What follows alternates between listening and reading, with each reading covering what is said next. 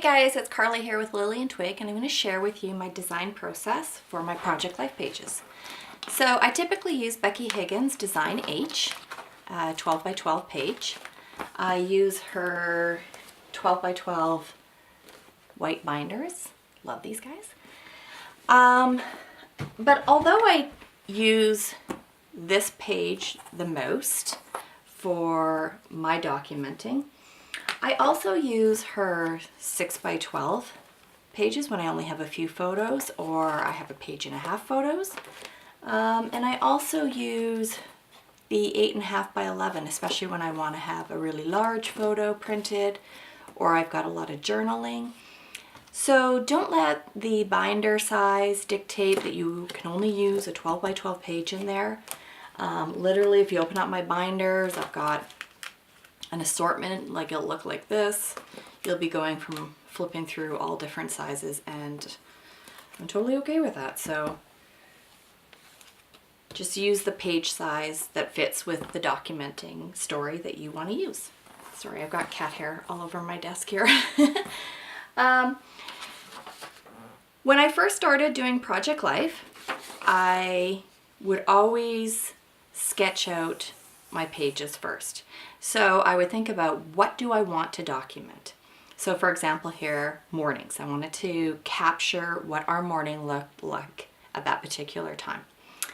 And I would draw out the page and I would think about, what are all the things that make my morning look unique to me?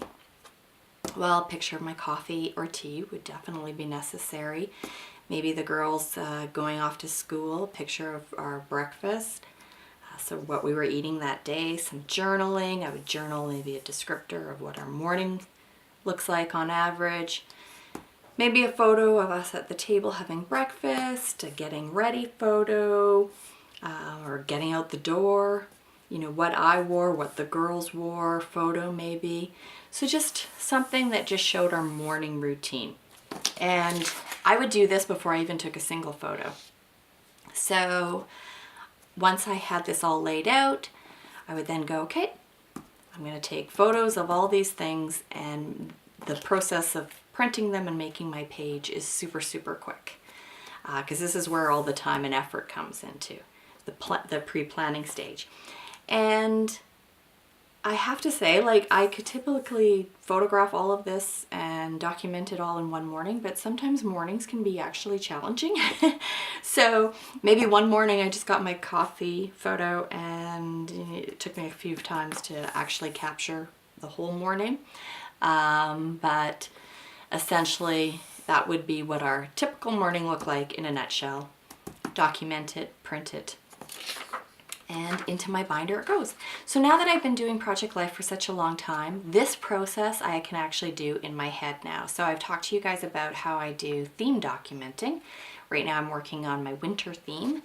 So I'm doing this process in my head right now without sketching it. But if you're just starting out, this might be the way to go. It might be really helpful until you get into the swing of your style and your documenting.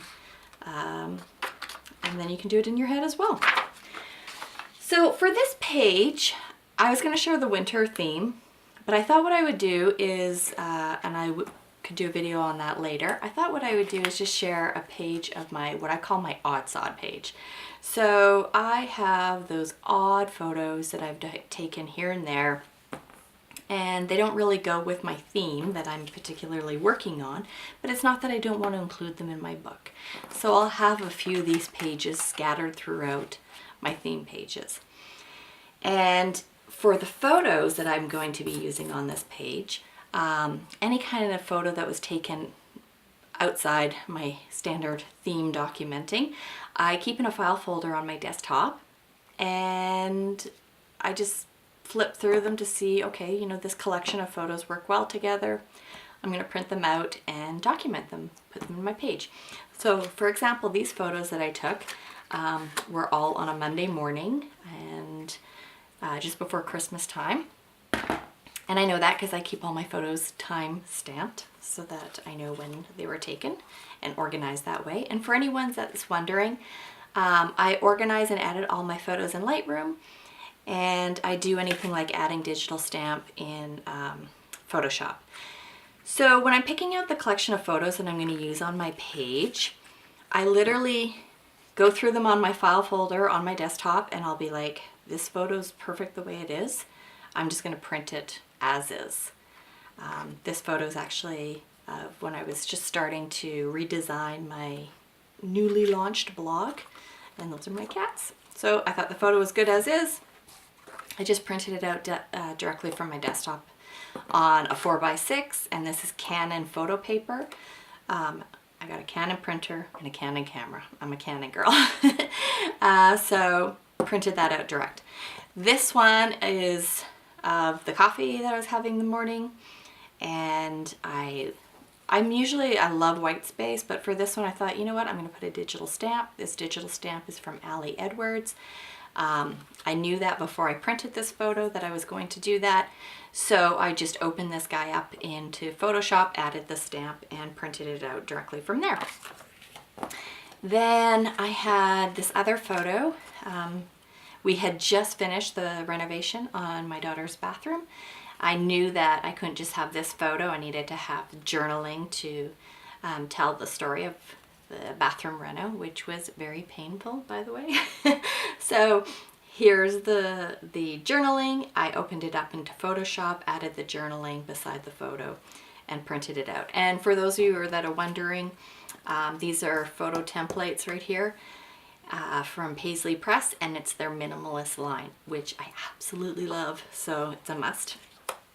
So I printed that guy out, and as well as these. So it got super cold just before Christmas, and or just at the Christmas break, and that's why I'm drinking a lot of coffee or hot chocolate or tea or any warm beverage.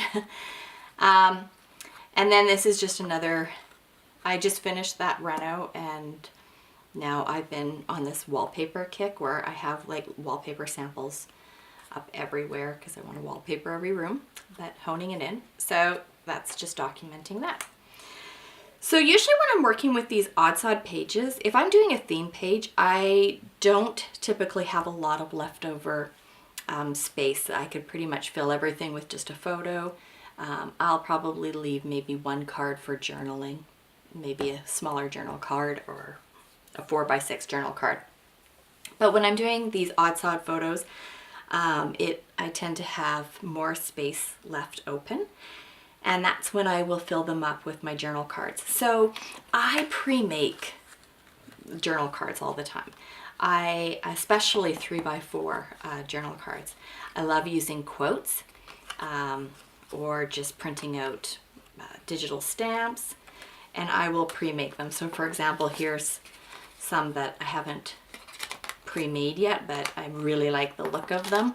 So I will glue these guys on with my Martha Stewart glue pen and add this to my bundle of pre-made journal cards, which is where these guys came from. I keep a lot of quote cards. Strive for progress, not perfection. This quote I thought was absolutely perfect to go with my whole reno fiasco. It's all about progress. So I thought that would be perfect there. All the photos were taken on Monday, so I thought this thankful for Monday journal card would be perfect. And again, those were all pre-made. I just was able to rifle through my bin of journal cards and pop those guys in. So I don't normally pre-make any 4x6s, so I did have to print one off for this page because I knew I had an empty space. And this one I really liked. It was happiness, a state of well-being and contentment. And you know what? I can't remember if this is Ali Edwards or if it's Paisley Press, but it's definitely one of them. So if you need to know, leave me a question and I'll figure that out. I should have had that for you guys. I thought this was a perfect journal card for what was happening here because it was all about being cold, the bathroom fiasco, which finally finished, being happy and just learning to be content with that and start a new project. It was just a lot of stuff happening on this at this particular time. So I'm pretty much great with my page, and because these were pre-done, I've even embellished them, which they're perfect, but obviously I can see that this guy needs a little bit of dressing up. So I love any kind of organic, natural embellishment. These cork tabs I got from Ali Edwards Bond Kit, which I absolutely love. Some more cork tabs. These ones are from Blinks of Life. I have a bucket downstairs of cork tabs and stickers and bowls full of wood veneer because I absolutely love all wood veneer. So I would then kind of take a look at this and test out a few pieces. So I kind of want to go, I thought about I could do cork, but that's really not working with what's happening here. So I thought I would do maybe a wood veneer. So happiness noted. I kind of like that, but it's a little bit big. Happiness now. And that's literally what I do. I just try out different embellishments. You know what? I actually really like that one. I think I'm going to keep that one, but hang on a second here. Happiness, hello. Okay, so I say hello a lot. I'm annoying that way, I guess. Like, weekend, hello. Like, that's totally me. So if you see a lot of hellos on my pages, that's just me being absolutely annoying. I do like that though. Or a happiness, hello, in a word bubble. That's cute too. You know what though? I really like this happiness now. Because I wanted happiness now, especially after this reno. And you know what? I'm done. I actually feel pretty good about this page. So that's literally the process I go through. I will now glue that guy down, pop these photos in the pocket, and put it in my binder. And that's pretty much how I put my pages together in a nutshell. If you guys have any questions at all, and sorry if I rambled or missed anything, just leave me a comment or Instagram message me, and I will definitely get back to you guys. All right, thanks, bye-bye.